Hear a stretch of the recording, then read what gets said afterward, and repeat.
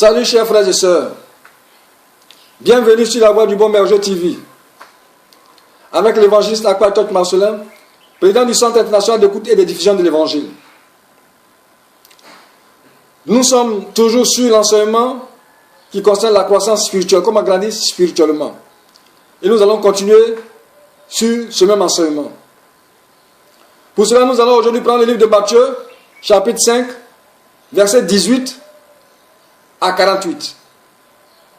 Nous allons voir ce que Jésus nous dit en ce qui concerne la croissance spirituelle. Nous allons lire d'abord le verset 18 à 19 qui nous dit: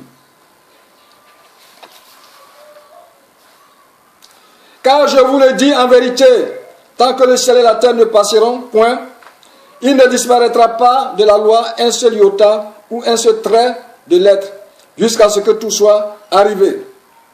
Celui donc qui supprimera l'un de ses plus petits commandements et qui enseignera aux hommes à faire de même sera appelé le plus petit dans le royaume des cieux. Mais celui qui les observera et qui enseignera à les observer, cela sera appelé grand dans le royaume des cieux. Jésus nous enseigne à observer la loi de Dieu, les commandements de Dieu. Il dit que pour être grand dans le royaume de Dieu, pour être grand dans le paradis de Dieu, il faut d'abord connaître les lois de Dieu, les mettre en pratique et enseigner aux autres à les mettre en pratique. Jésus nous dit que cette loi n'est pas abolie, car lui-même il le dit. Nous avons vu dans notre enseignement précédent qu'il avait non pour abolir, mais pour accomplir. Celui qui a accompli la loi n'est pas sous la loi. Il a affranchi de la loi. C'est pourquoi je vous invite à suivre les enseignements que nous donnons sur la Voix du Bon Berger TV pour grandir spirituellement, pour être grand dans le royaume des cieux. Nous allons continuer l'enseignement avec le verset 20 à 22 qui nous dit: Car je vous le dis, si votre justice ne suit pas celle des scribes et des pharisiens, vous n'entrez point dans le royaume des cieux. Vous avez entendu qu'il a été dit aux anciens: tu ne tueras point. Celui qui tuera mérite d'être puni par les juges. Mais moi, je vous dis que quiconque se met en colère contre son frère mérite d'être puni par les juges. Que celui qui dira à son frère Raka mérite d'être puni par le Sanhédrin. Et que celui qui lui dira insensé mérite d'être puni par le feu de la gêne.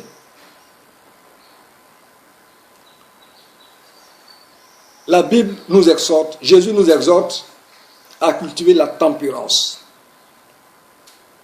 À cultiver la tempérance. Éviter de s'irriter. Jésus nous invite à éviter les disputes, nous injurier. Car les disputes, les injures conduisent souvent à des actes de violence. Or, la violence conduit souvent au meurtre. Donc, il nous dit que non seulement il est interdit de tuer, mais il est interdit aussi de proférer des paroles méchantes vis-à-vis d'autrui. C'est pourquoi, frères et sœurs, toi qui as l'habitude d'avoir des paroles méchantes, le Seigneur te dit d'arrêter d'injurier, d'avoir des paroles méchantes vis-à-vis de ton prochain. Le verset 23-24 nous dit quoi? Si donc tu présentes ton offrande à l'autel, et que là, tu te souviennes que ton frère a quelque chose contre toi, laisse là ton offrande devant l'autel et va d'abord te réconcilier avec ton frère, puis reviens présenter ton offrande. On nous parle de la réconciliation. Si tu vas prier, si tu vas présenter des offrandes à Dieu, même les prières sont des offrandes que nous adressons à Dieu. La Bible te dit, réconcilie-toi avec ton frère, avec ta soeur. Réconcilie-toi avec celui avec qui tu es en palabre. Si tu n'es pas réconcilié, si tu as encore l'animosité dans ton cœur, la rancune dans ton cœur, la colère dans ton cœur, alors Dieu te dit qui ne peut pas agréer tes offrandes, ne peut pas agréer tes prières. Il nous invite à la réconciliation. Nous sommes dans une nation difficile aujourd'hui. Avec tout ce qui est arrivé à cette nation, toi qui es chrétien, toi qui es né de nouveau, je t'invite à aller à la réconciliation, à aller au pardon. Si tu as eu à manquer quelqu'un, aie le courage, va t'humilier, présente pardon et qu'il te pardonne afin que tu sois libre vis-à-vis de Dieu. Allons au verset 25, 26 qui nous dit: accorde-toi promptement avec ton adversaire pendant que tu es en chemin avec lui, de peur qu'il ne te livre au juge, que le juge ne te livre à l'officier de justice et que tu ne sois mis en prison. Je te l'ai dit en vérité, tu ne sortiras pas de là que tu n'aies payé le dernier cadran. Jésus nous amène à la négociation. Au lieu de nous étaler devant les juridictions, il nous amène à reconnaître nos fautes, nos torts, et à aller vers les personnes à qui nous avons fait du tort pour demander pardon. Pour demander à ce qu'il y ait négociation, que nous puissions nous accorder afin qu'on puisse éviter les procès. Dieu invite ses enfants à éviter les procès. Si tu vois que tu ne peux pas à toi seul te rendre vers la personne pour pouvoir demander la négociation, passe par les anciens, par tes responsables d'église, pour qu'ensemble vous puissiez avoir une issue favorable afin d'éviter les procès. Parce que les procès conduisent même à la prison, alors que la prison est un lieu de tourment. Ce que tu refuses de payer par la négociation, tu vas payer par la force et surtout, souvent, à un grand prix. C'est pourquoi Dieu t'exhorte à éviter les procès. Surtout si tu es en tort, à chercher à négocier pour trouver un accord à l'amiable. Nous allons voir le verset 27 à 28 qui nous dit: vous avez appris qu'il a été dit, tu ne commettras point d'adultère. Mais moi, je vous dis que quiconque regarde une femme pour la convoiter a déjà commis un adultère avec elle dans son cœur. La convoitise. La convoitise. Tu as une femme, mais c'est la femme d'autrui.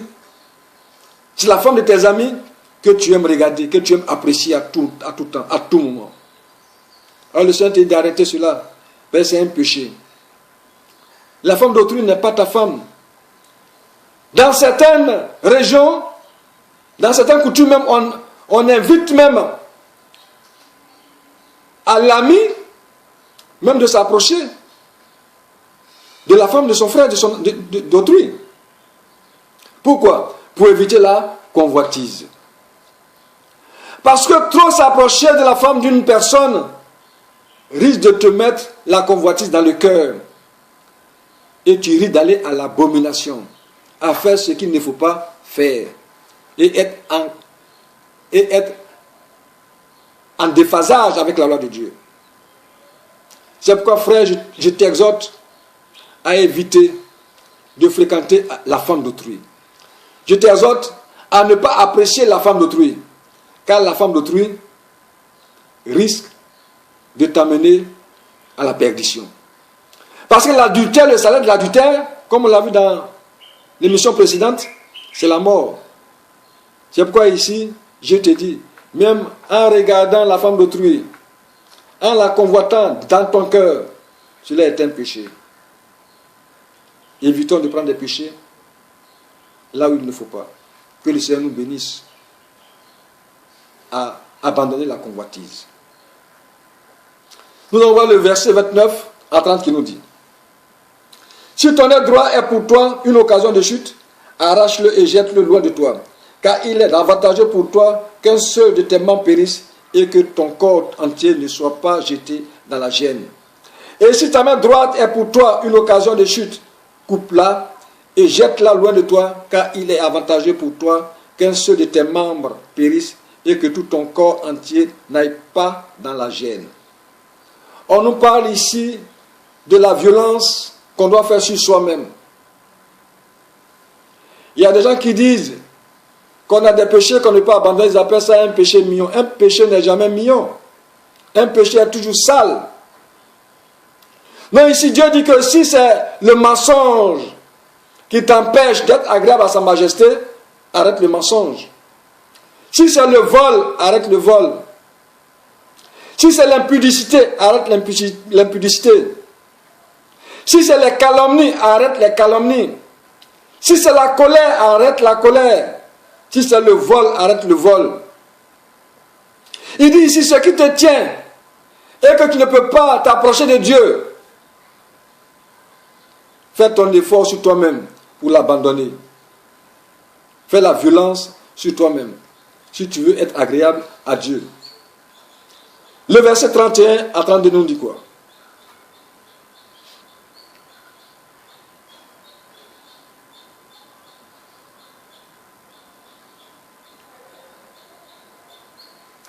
Il a été dit que celui qui répudie sa femme lui donne une lettre de divorce. Mais moi je vous dis que celui qui répudie sa femme, sauf pour cause d'infidélité, l'expose à devenir adultère. Et que celui qui épouse une femme répudiée commet un adultère. Les raisons qui peuvent amener une femme à être répudiée, c'est l'infidélité. L'infidélité. La femme doit être fidèle à son mari, l'homme doit être fidèle à sa femme. Mais aujourd'hui, nous voyons que dans le couple chrétien, il y a beaucoup de problèmes. Parce que la femme ne connaît pas sa place. Et l'homme aussi ne connaît pas ses devoirs vis-à-vis de sa femme. C'est pourquoi nous allons parler de l'harmonie conjugale. Mais avant d'arriver à l'harmonie conjugale, nous sommes pour le moment comment être agréable à Dieu pour grandir spirituellement. C'est pourquoi mon frère, ma soeur, la Bible te dit que toi qui répudies ta femme pendant qu'elle ne t'a pas trahi, pendant qu'elle n'était pas infidèle, tu commets un péché. Tu l'exposes à l'adultère. Parce que la personne qui va la marier, qui va la prendre, est en train de commettre un adultère. Aujourd'hui, nous voyons même dans l'église, une femme peut sortir d'un foyer comme elle veut, aller se marier à une personne, elle peut en sortir, aller se marier à une deuxième personne, troisième personne, et voir X personnes. Comme un homme aussi peut prendre une femme, il répudie, il prend autant de femmes qu'il veut. Mais cela est contraire aux lois de Dieu. Cela est contraire aux lois de Dieu. La loi de Dieu n'est pas pour que toi tu puisses prendre une femme et pour quelques mésententes que ce soit tu la laisses, tu vas prendre une autre femme. Cela est contraire à notre foi chrétienne. C'est pourquoi vous qui êtes en instant de divorce, vous qui êtes devant les tribunaux, la Bible vous exhorte à arrêter ces pratiques-là. De venir vous réconcilier avec Dieu, à connaître sa parole pour que vous puissiez vivre en harmonie dans votre foyer. La solution n'est pas d'aller au divorce. Penses-tu que quand tu vas finir de divorcer avec cette femme, ou bien femme, penses-tu que quand tu vas divorcer avec cet homme, tu vas trouver un autre homme ou bien une autre femme avec laquelle tu n'auras jamais d'histoire? Cela est impossible. La vie conjugale est une vie de concession. C'est pourquoi, quelles que soient les raisons qui vous ont poussé à aller devant les instances judiciaires pour demander le divorce, que cela soit revu et que chacun revienne sur sa position. Afin que vous puissiez reprendre votre vie conjugale, car c'est ce que Dieu vous demande. Si toi, homme, tu vas jusqu'au divorce, tu es coupable au même titre que la femme. Tu es coupable au même titre que cet homme-là qui va prendre cette femme pour commettre l'adultère avec cette femme. Car quand Dieu a créé l'homme, il a créé la femme pour l'homme. Pour que l'homme et la femme puissent vivre leur vie pour le restant de leur vie.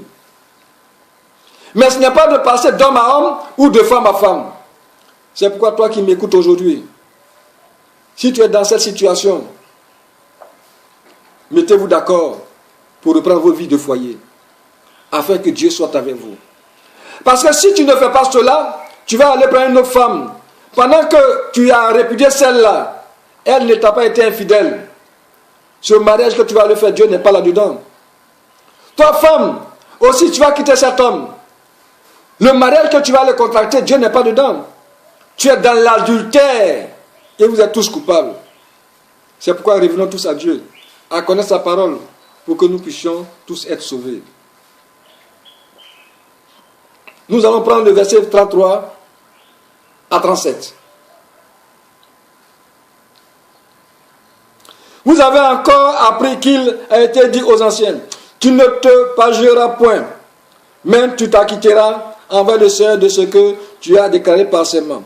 Mais moi je vous dis que de ne pas jurer aucunement, ni par le ciel, parce que c'est le trône de Dieu, ni par la terre, parce que c'est son marchepied, ni par Jérusalem, parce que c'est la ville du grand roi. Ne jure pas non plus par ta tête, car tu ne peux rendre blanc ou noir un seul cheveu. Que votre parole soit oui, oui, non, non. Ce qu'on y ajoute vient du malin. Ne jamais parjurer. Ne jamais faire des vœux. Ne jamais dire quelque chose avec serment en disant au nom de Dieu, au nom de qui, au nom de quoi. Dieu dit d'arrêter cela, de ne pas parjurer, de ne jamais parjurer. Que votre déclaration soit oui, oui, non, non. Le parjure n'aime pas la volonté de Dieu. Le parjure n'est pas la volonté de Dieu. La volonté de Dieu, c'est que tu ne jures pas, que tu ne parjures pas, mais que tu puisses être intègre dans ta conscience. Parce que si tu es intègre dans ta conscience, tu n'as pas besoin de parjure pour dire à autrui, pour attester à autrui que ce que tu dis est vrai. Les vœux, Dieu même te demande de ne pas faire de vœux. Ce que tu as résolu en ton cœur, tu le fais. Mais évite de faire les vœux. Car en faisant les vœux, ce n'est pas sûr que tu puisses accomplir ce vœu-là. Dieu dit, si tu m'as fait un vœu, accomplis en même temps ton vœu. C'est pourquoi aujourd'hui, si tu as fait un vœu, repens-toi, demande pardon à Dieu. Et que tu prennes la résolution de ne plus te parjurer. Nous allons voir le verset 38 à 41 qui nous dit: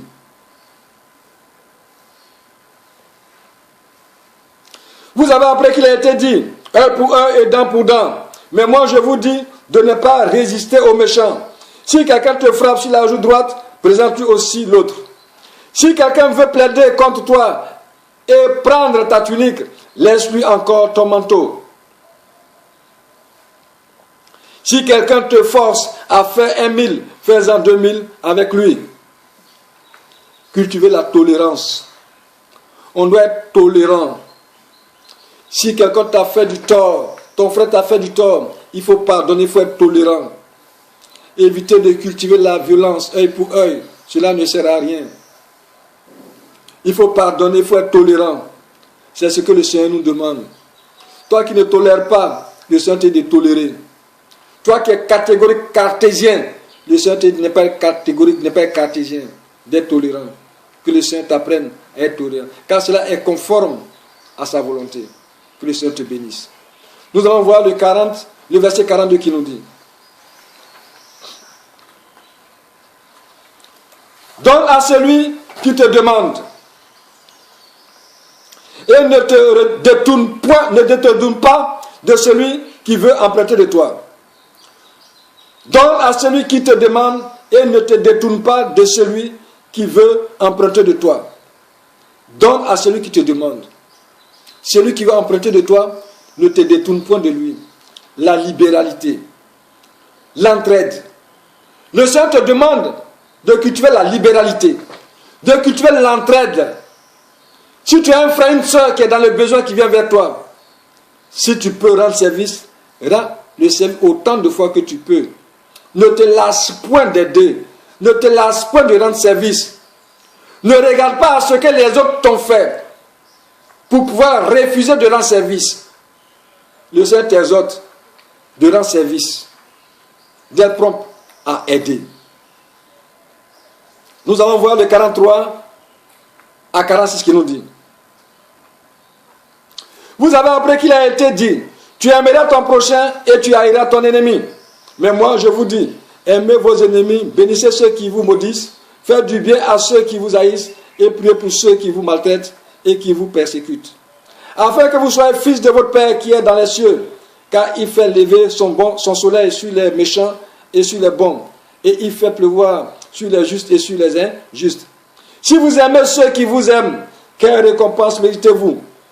Les publicains aussi, n'agissent-ils pas de même? Alléluia. Le pardon et l'acceptation d'autrui. On ne doit pas trier ceux avec lesquels on doit s'accorder ou ne pas s'accorder.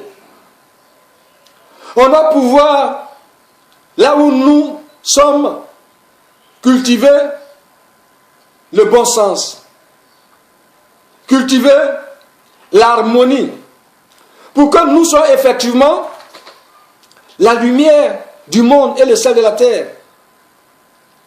Si nous sommes dans un quartier et que nous faisons acception de personnes, alors là, aussi c'est un problème. Parce que Dieu nous demande de ne pas trier les hommes, car nous ne savons pas qui est élu de Dieu. Même ceux que nous appelons les païens, parmi les païens, il y a ceux qui sont des enfants de Dieu. Quand nous prenons l'apôtre Paul persécutait les enfants de Dieu. Mais il est devenu l'un des apôtres qui a plus évangélisé dans la Bible. C'est pourquoi nous devons aimer le prochain comme nous-mêmes. Nous devons aimer celui qui est en face de nous. Et nous ne devons pas trier avec qui parler ou avec qui ne pas parler. Même si quelqu'un nous a fait du tort, nous devons aussi pardonner et pouvoir être en harmonie avec ces personnes qui sont autour de nous. C'est en cela que le Seigneur nous appelle. Nous allons voir le verset 47 à 48 pour terminer. Si vous aimez ceux qui vous aiment, quelle récompense méritez-vous? Les publicains aussi n'agissent-ils pas de même? Et si vous saluez seulement vos frères, que faites-vous d'extraordinaire? Les païens aussi n'agissent-ils pas de même? Alléluia. Soyez donc parfaits comme votre Père Céleste est parfait. Ici, on nous parle de cultiver une vie harmonieuse. La vie harmonieuse autour de nous. Afin que, quand nous allons prêcher la Bible, les gens puissent croire et venir à Christ. Nous devons donner des exemples. Notre comportement doit être des comportements exemplaires. Afin que le Christ puisse agir au travers de nous. Pour que nous soyons grands dans le royaume des cieux, il faudra que l'Esprit de Dieu puisse être en nous, pour nous conduire, pour nous éclairer. Mais si nous n'avons pas la parole de Dieu en nous, si nous ne sommes pas agréables à Dieu, l'Esprit de Dieu ne peut pas être en plénitude en nous. Car la Bible nous dit d'apprendre à connaître le Seigneur. Et en le connaissant, nous devons aussi publier la connaissance du Seigneur, pour que les uns et les autres puissent être appelés fils, filles de Dieu. C'est en cela que nous serons appelés grands dans les royaumes des cieux. Que le Seigneur nous bénisse, que le Seigneur soit avec nous, et que vous puissiez suivre les autres enseignements sur la voie du Bon Berger TV, pour que nous puissions tous grandir spirituellement. Ce que nous faisons, nous lisons les passages de la Bible, et nous les expliquons pour ceux qui ont besoin d'explications. Mais vous pouvez aussi prendre ces passages que nous lisons pour les méditer, afin que vous puissiez grandir spirituellement. Pour que nous puissions entrer dans des enseignements plus approfondis, il faudrait quand même que vous puissiez savoir quelle attitude il faut adopter vis-à-vis de Dieu pour être en plénitude fils de Dieu. Je vous invite pour cela à suivre nos prochaines émissions sur la voie du Bon Berger TV avec l'évangéliste Akwatot Massenet, président du Centre international d'écoute et d'édition de l'évangile. Que le Seigneur vous bénisse au nom de Jésus. Amen.